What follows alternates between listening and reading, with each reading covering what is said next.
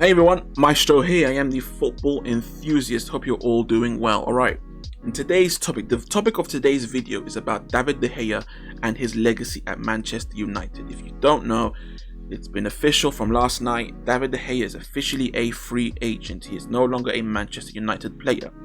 Now, there were some issues with the contract, and apparently it's actually not over.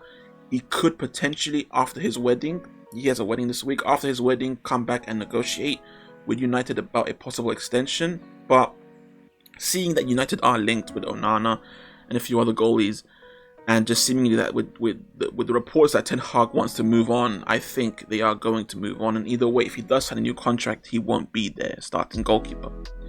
And I want to talk about, like I said before, his legacy at United. How should he be remembered? Because there's certain things I'm seeing on social media that just aren't sitting right with me.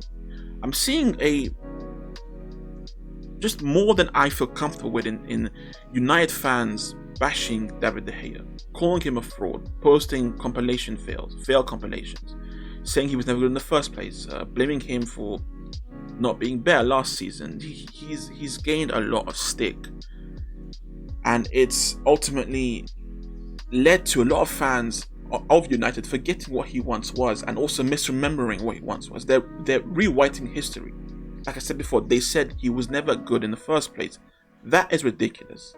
And I want to talk about his legacy. Now, first, are they warranted in being upset with De Gea? Yes, it's been a bad season. You know, if you care about rating wise, he's got a few sevens, one or two eights, but mainly if you go through, it's sixes, it's fives, it's one or two fours as well. It's been a bad time for De Gea in the following season. Now, that is weird to say because he won the Golden Glove.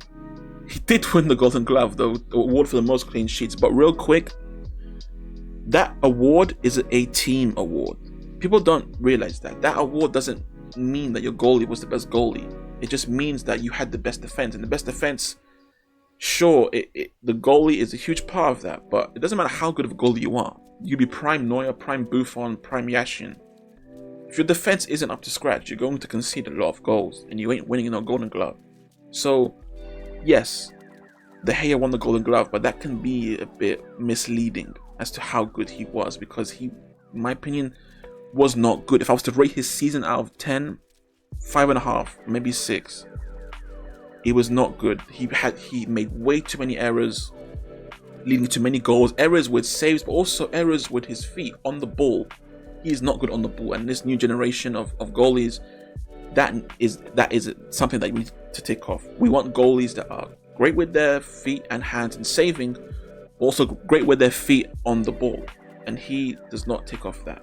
And yes, so the criticism is warranted to a certain extent, where yes, he had a bad year and we should move on. And I do think they should move on. He is getting up there, and there are other options out there like Onana that seem more exciting and better for the future. So yes, the criticism that we should move on and that he's been bad this season is warranted, but then they go too far. He's never been good. That is ridiculous. I want to talk about his legacy at United, and I will always remember De Gea as an Arsenal fan, as a son of a gun. You know, he annoyed me so much. You know, to this day, I think it was 2017, maybe 2016, 2017, maybe 2018. I'm not entirely sure what year it was. It was at the Emirates. The game finished Arsenal 1, United 3. When that game ended, I couldn't believe what I was seeing. I couldn't believe I had just watched that game. We lost 3-1, but we absolutely destroyed them.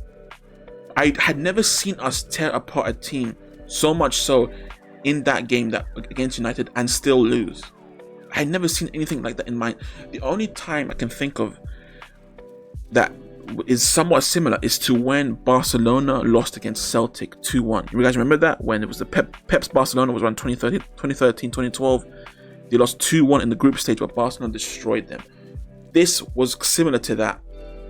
And the reason why they won was because of this man right here, David De Gea. It was the most incredible goalkeeping performance I had ever seen in my life, and still is to this day. It was unbelievable. Now, his legacy isn't that just one game, but I'm painting a picture of how good he used to be, because those were on the regular. I specifically remember for like 3 seasons in a row, this man right here was the reason why they were making top 4 every single year. United were poorly coached, poorly managed throughout. Attack was inconsistent, defense was very, very floppy. But De Gea and his efforts in goal were unbelievable. It was insane to watch. It really was something to put your eyes on, and just, you're kind of in awe at his performances. I remember when, like 4, 5, 6 years ago, something like that, Manuel Neuer got injured, and at that time, Neuer was just undisputedly the best goalie in the world. We all agreed on that. But then Neuer got injured, and then that was when De Gea had his just crazy run. And I remember a lot of us thinking, this is his coronation. De Gea is now the best goalie in the world, and I agreed. Neuer was unbelievable, but he came back from injury, Neuer, and it wasn't the same. De Gea was still this Superman goalie, and I can't forget what I saw. I remember that very, very vividly. He was so, as an Arsenal fan, I was so annoyed at him. Now, yes, in the most recent years, he's made a lot of mistakes, and the role of the goalie has evolved to where you need to be good on your feet, and he has not evolved along with it. He is a goalie of past times.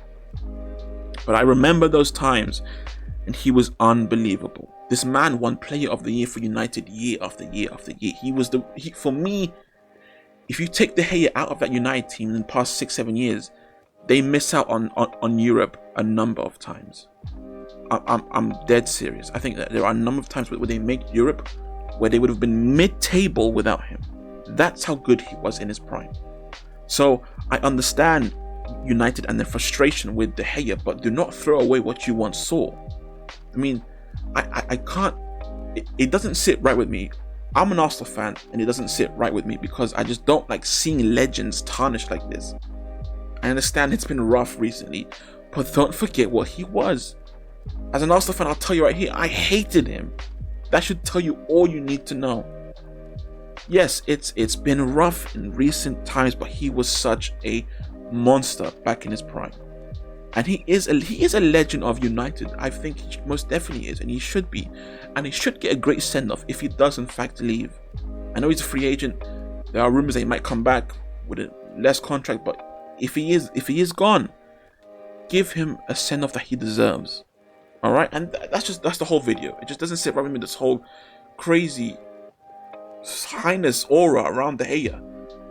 It's been rough in recent times, yes, once again, just to reiterate, but don't forget what he once was. He was absolutely insane. He was the best goalkeeper in the world. There was a time, for 2-3 years, he was the best goalie in the world, and no one could say anything. So that's the video, guys. Hope you guys enjoyed. If you did enjoy, please give a like. Let me know what you guys think about De Gea and his legacy. Hope you guys enjoyed. If you did enjoy, I'm just repeating myself, but yeah, please leave a like and also subscribe for more. And as always, have a great day and take care of yourselves.